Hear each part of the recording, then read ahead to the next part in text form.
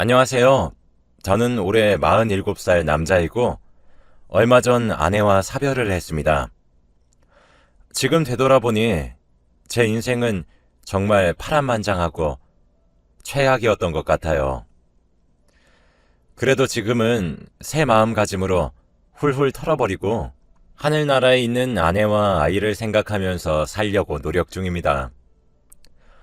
저의 인생 이야기를 오늘 한번 풀어볼까 싶어요. 저는 어렸을 때부터 돈도 없고 빚만 잔뜩인 집안에서 장남으로 자랐습니다.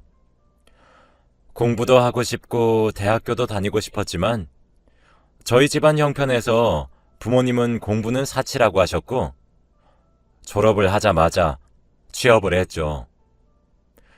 여동생이 하나 있는데 동생만큼은 꼭 대학교를 다니고 하고 싶은 공부를 하게 해주고 싶어서 제가 취업을 결심했던 것 같습니다. 다행히도 제가 취업을 하니 빚을 어느 정도 갚아나가기 시작했고 여동생도 오빠 덕분에 자기가 이렇게 공부를 하고 있다면서 기뻐하더라고요. 제가 희생을 하면 저희 집안이 행복하니까 그걸로도 저는 만족했습니다. 사실 저희 집이 빚이 진 것이 바로 아버지 때문이었는데요. 아버지는 도박을 하러 다니시면서 빚을 졌고 하다 사채까지 쓰셨습니다. 저희 집에 사채업자가 드나들면서 집을 뒤진 적도 많았고 아버지가 저희만 두고 사채업자들을 피해서 도망을 친 적도 많았죠. 그래도 제가 밤낮 없이 일을 해서 사채빚은 다 갚았지만 은행빚은 아직 어마무시하게 남아있었어요. 아버지는 빚을 갚을 생각도 없이 점점 불려나가다가 결국 돌아가셨습니다. 어머니는 진작에 저희를 두고 집을 나가셔서 저와 여동생에게 빚만 잔뜩 떠넘기시고는 하늘나라로 가셨죠. 평생 일해도 못 갚을 빚이었는데 끝까지 피해만 주시는 아버지가 너무 미웠습니다. 장례식장에서 여동생과 저는 둘이서 앞으로 어떻게 사냐고 펑펑 울었네요. 여동생은 회사를 다니고 있었고 저는 택배기사 일을 하고 있었어요. 착한 여동생은 저보다 돈을 더 잘 벌었는데 자신의 월급의 50%를 빚 갚는 데 썼습니다. 저도 제 월급의 50%는 빚 갚는 데 썼지만 둘이서 해도 워낙 아버지가 남기고 한 빚이 많다 보니까 턱도 없더라고요. 그래도 저희는 한 번도 어기지 않고 빚을 갚아 나갔어요. 그렇게 빚만 갚다가 끝날 것만 같던 제 인생은 저희 아내를 만나고 난 뒤부터 달라지기 시작했습니다. 제가 택배 일을 하면서 병원으로 택배를 배달하기 위해 갔는데 거기서 만났죠. 아내는 한 할머니의 간병인이었고 우연치 않게 스쳐 지나갔는데 너무 예뻤습니다. 저는 택배를 배달하자마자 그 여자에게 다가가서 대뜸 인사를 해버렸지 뭐예요. 착한 그 여자는 이상한 저의 인사도 웃으면서 받아주었고 저는 바로 전화번호를 받을 수 있었습니다.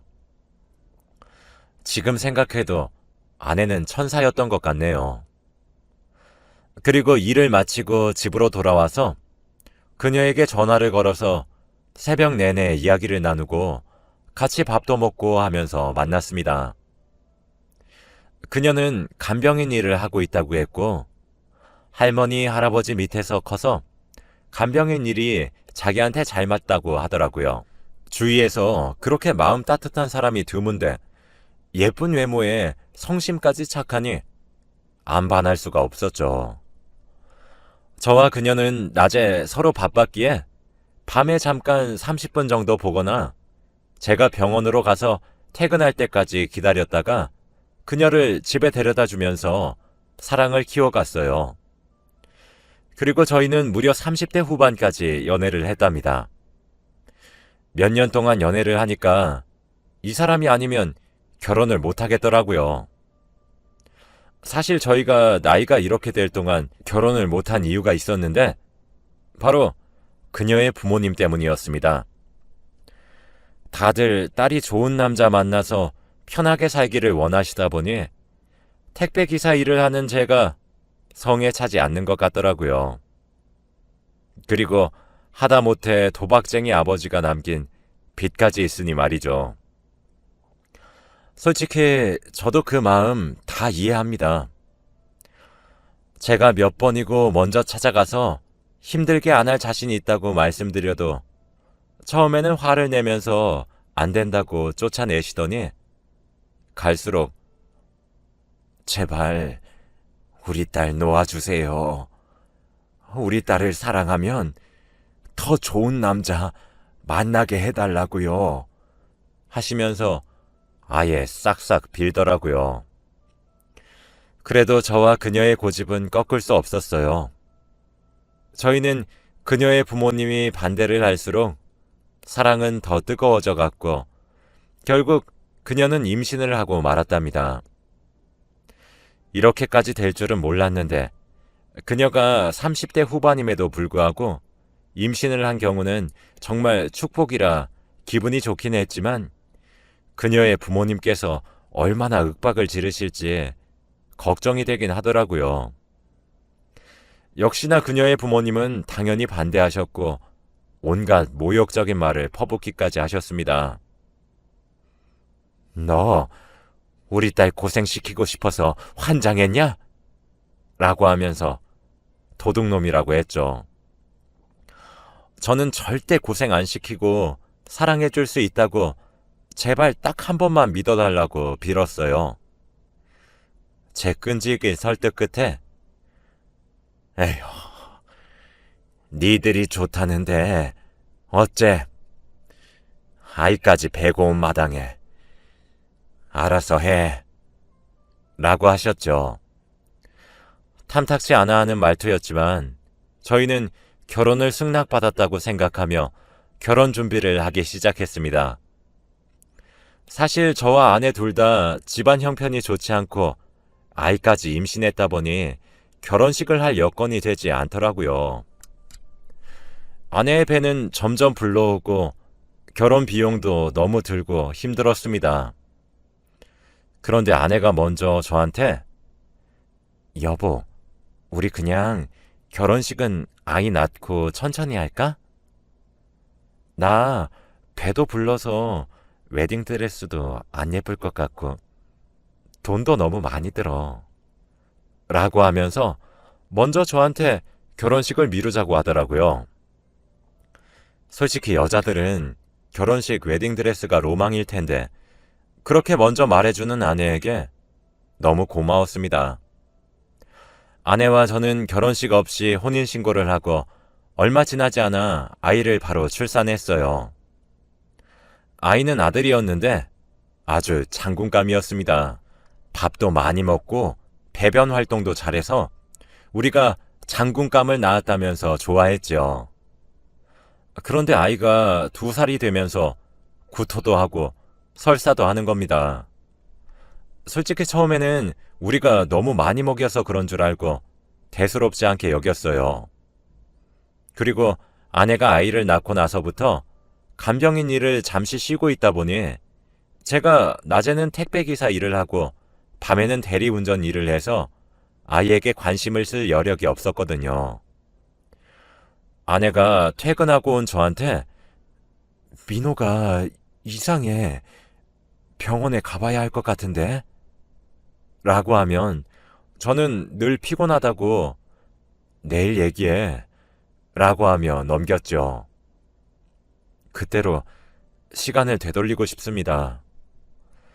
아들 민호는 날이 갈수록 아픈 게 심해졌고 더 이상 가만히 두면 안 될 것 같아서 동네 작은 소아과로 향했더니 더 정밀한 검사가 필요하니 큰 병원으로 가보세요 라고 하는 게 아니겠어요? 저는 단순한 건 줄 알았는데 의사 선생님께서 그렇게 말씀하시니까 너무 무서웠고 바로 대학병원으로 가서 진료를 받았습니다. 그런데 의사 선생님께서 한숨을 푹 쉬시더니 폐혈증입니다. 왜 이렇게 늦게 오셨어요? 라고 하더군요. 단순히 열라고 하길래 감기인 줄 알았는데 폐혈증이라니요. 원래 초기에 오면 치료를 통해서 나을 수 있는데 너무 늦게 와서 치료를 해도 효과가 있을지는 모르겠다고 하더군요. 그래도 저 아내는 지푸라기라도 잡는 심정으로 제발 치료해달라고 부탁을 했고 의사 선생님은 민호를 치료해주기 시작했어요. 아내는 매일같이 민호를 간호하려고 병원에 있었고 저는 밤낮 없이 일을 해야 했기에 집에 있었습니다. 몇 개월 동안 그렇게 살면서 민호의 병원비를 내고 있는데 갑자기 아내가 얼른 병원으로 오라고 하더라고요.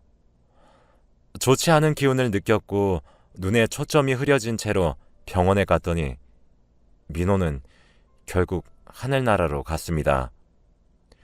제가 일이 힘들다고 아내의 말을 무시하지 않고 바로 병원에 갔다면 우리 민호는 살았을까라는 생각을 하면서 혼자 자책하고 있는데 갑자기 옆에 있는 아내가 혼자서 중얼거리더라고요. 나 때문에 죽었어. 나 때문에 죽은 거야.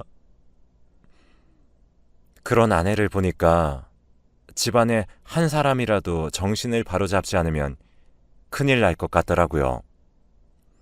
아내는 그 뒤로 계속 죄책감에 시달리면서 하루 종일 울었고 옆에 있고 싶었지만 민호의 병원비도 산더미처럼 쌓여 있었고 빚도 갚아야 했기에 저는 출근을 할 수밖에 없었어요.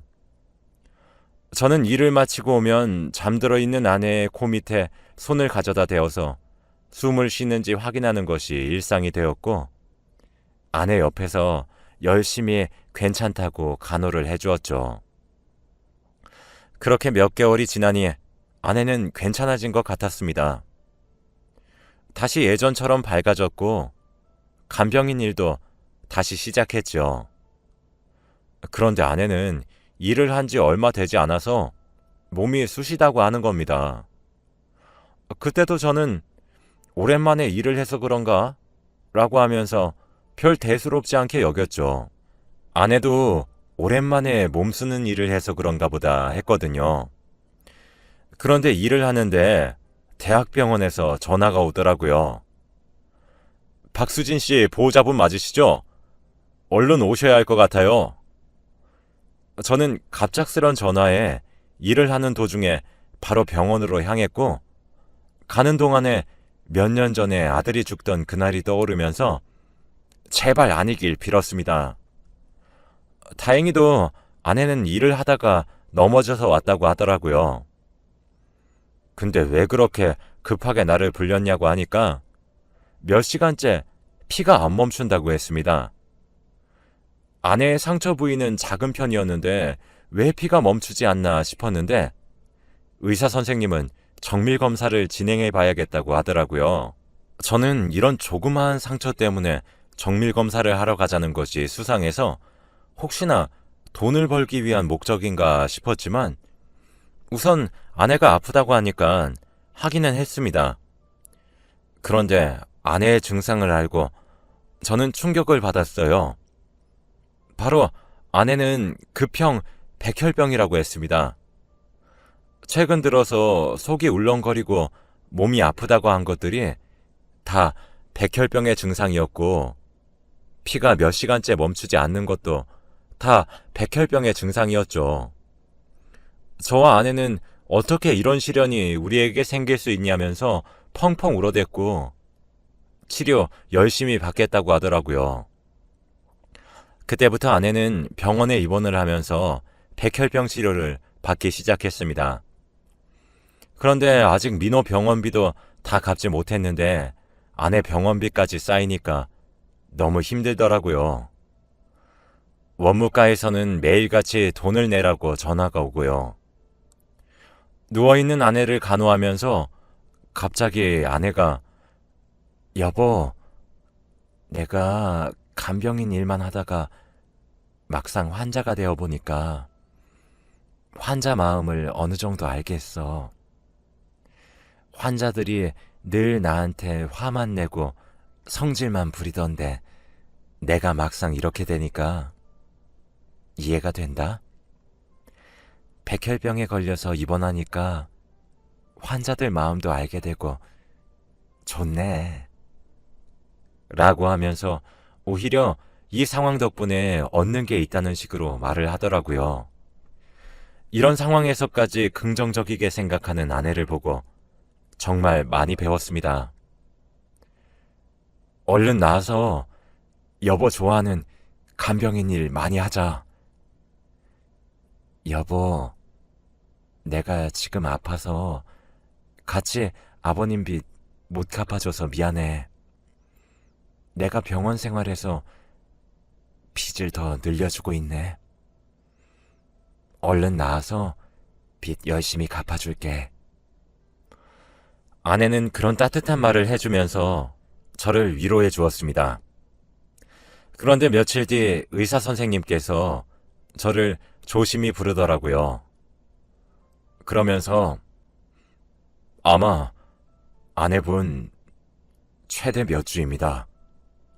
라고 하는 게 아니겠어요. 아내는 면역력이 너무 약해서 회복도 늦고 백혈병이 너무 많이 심해진 상태라 병원에서는 손을 쓸 수 없는 상황이라고 했습니다. 몇 년도 아니고 몇 주라니요. 아들까지 떠나갔는데 아내까지 떠나보내야 하나요? 저는 그날 화장실에서 입을 틀어막고 혼자서 펑펑 울었습니다. 도대체 전생에 무슨 죄를 지었길래 제 곁에 있는 사람들을 다 빼앗아 갈까요? 눈이 팅팅 부은 저를 보고 아내는 어느 정도 눈치를 챘는지 여보, 나 얼마 못 산대지? 라고 하며 같이 울었답니다. 이 여자 없이 과연 제가 행복하게 살 수 있을까요? 그리고 며칠 뒤 장모님이 병실로 찾아오셨습니다. 아내가 시한부인 것을 알고 구슬하라고 하더라고요. 우리 딸이 아픈 이유가 아기 귀신이 엄마한테 붙어서 그런 거라고 하더라고. 그래서 구슬하려고 하는데 어떤가 자네? 굿이요? 그런데 아내가 천주교라서 굿은 하지 말라고 할 텐데. 지금 종교가 중요한가? 사람 생사가 달린 일인데. 근데 굿을 하려면 약도 끊어야 하고 호흡기를 다 떼고 진행해야 한다고 하네. 그래도 하면 몇 년은 살 수 있다네. 네? 약을 끊고 호흡기를 떼면 아내 죽어요, 장모님. 이건 아닌 것 같아요. 저는 장모님의 제안을 받아들이면 아내가 죽을 것 같았기에 반대를 하고 아내와 함께 마지막까지 같이 있었습니다. 저희는 한시도 떨어지지 않은 채로 붙어 있었고 병실에 있는 다른 환자들도 우리 부부를 보면서 꿀이 떨어진다고 했죠. 그런데 얼마 뒤 아내가 죽고 나서 장모님이 화가 잔뜩 난 모습으로 오자마자 제 뺨을 때리시고는 자네가 우리 딸 죽인 걸세. 700만 원이 아까워서 그랬나? 어떻게 자네가 내가 굿을 하면 우리 딸 몇 년은 장담할 수 있다고 했지 않는가? 자네 때문에 우리 딸이 죽었어. 라고 하면서 나갔습니다. 솔직히 저도 많이 힘들고 참았는데 이렇게 뺨까지 맞으니까 제정신으로 살 수 없더군요. 아내가 굿은 절대 하지 말라고 해서 안 했고 의사 선생님의 말로는 호흡기 때문에 겨우 버티고 있는 거라고 했는데 어떻게 호흡기를 떼고 굿을 하나요? 그 뒤로 저는 처가와 연을 끊고 삽니다. 텅 빈 집에서 혼자서 살려고 하니까 도저히 못 살겠더라고요. 아직 아내와 아들의 짐도 전혀 치우지 않다 보니 그들의 온기까지 남아 있어요. 아들을 떠나보내고 얼마 지나지 않아 아내까지 죽었는데 어떤 남자가 제정신으로 살 수 있을까요? 하다못해 꿈에서도 아들과 아내가 같이 나오면서 행복하게 웃음을 짓고 있는데 꿈에서 깨면 눈물만 나옵니다. 일도 다 그만둔 지 오래고 빚도 날이 갈수록 많아지는데 이런 현실 속에서 살게 하는 이 세상에서 도망치고 싶더라고요. 하늘나라로 가면 아들과 아내가 저를 기다리고 있을 것만 같아서 하루하루가 괴로웠어요. 매일같이 그리운 아내와 아이 생각이 나서 납골당에 가서 매일같이 울며 보냈습니다. 이런 제 모습을 보고 여동생이 오빠, 이렇게 살고 있는 거 언니가 보면 아주 좋아하겠다. 제발 정신 좀 차려. 라고 하며 저보고 이사를 가라고 하더군요. 이 집에서 민호와 아내의 온기를 느끼고 있으면 더 그리워진다면서 자기 집으로 이사를 오라고 했습니다. 여동생의 성화에 못 이겨 이사를 하기로 결심하고 짐을 챙기고 있었는데 그때 한 상자가 발견됐어요. 아내가 병원에서 쓰던 물건들을 모아둔 박스 속에서 발견됐는데 그때는 너무 큰 상실감에 보지 못했던 것을 이제야 발견했습니다. 그런데 그 상자 속에는 편지 봉투가 수십 개가 있더라고요. 도대체 이게 다 뭔가 싶어서 하나씩 열어서 보는데 바로 아내가 쓴 것이었습니다. 아내는 죽기 전에 아픈 몸을 이끌고 삐뚤삐뚤한 글씨체로 편지를 써내려 갔는데 바로 30년치 제 생일 편지를 써두었더라고요. 제가 처음으로 열어본 편지지는 50살이 된 저에게 쓴 아내의 편지였습니다. 여보, 어느덧 50이 되었네. 작년보다 흰머리는 더 많이 늘었어? 라고 시작하면서 우스꽝스럽고 재미있는 말들을 많이 썼더라고요. 저는 이거 말고도 한두 장을 더 읽었는데 보면서 재밌는 이야기들이 많아서 보는 내내 웃음이 멈추질 않았습니다. 그리고 아내가 죽고 첫 생일인 47살의 편지지가 눈에 보였어요. 곧 생일이라 어차피 읽어야 하니 미리 읽는 셈 치고 편지 봉투를 열었고 아내는 여보, 처음으로 혼자 맞는 생일이네. 내가 떠났다고 울지 말고 내가 여보 옆에서 살았던 순간을 기억하면서 웃어줘. 나는 지금 우리 아들 민호랑 행복한 곳에서 있다는 걸 잊지 말고. 난 항상 민호와 함께 여보 옆에 있으니까 혼자 맞는 생일을 슬프게 보내지 않았으면 좋겠네. 우리 꼭 다시 만나. 여보, 내가 하늘에서 지켜볼 테니 꼭 행복하게 살았으면 좋겠어. 사랑해. 라고 쓰여 있었습니다. 저는 편지를 읽으면서 눈시울이 붉어졌고 편지지에는 눈물이 뚝뚝 떨어지기 시작했죠. 아내의 편지를 읽으니까 아내가 소리내어 읽어주는 것 같았고 제 곁에서 저를 어루만지는 듯한 느낌이 들더라고요. 아내가 남기고 간 이벤트 때문에 매년 생일을 기다리게 되고 편지지를 읽기 위해서 힘들어도 1년, 2년, 3년 쭉 살아가는 것 같아요. 저는 아내가 남기고 간 말처럼 아내와 행복하게 살았던 순간을 생각하면서 살고 있고, 일도 다시 시작하면서 여동생과 함께 빚을 갚아나가고 있답니다. 세상의 모든 시련을 다 겪은 것 같은 저도 이렇게 살고 있으니 여러분들도 힘든 일이 있으셔도 포기하지 마시고 이겨내시길 바래요. 저는 얼른 내년 생일에 아내가 쓴 편지를 읽는 날을 기다리면서 하루하루 열심히 살아야겠습니다. 제 이야기는 여기까지이고 들어주셔서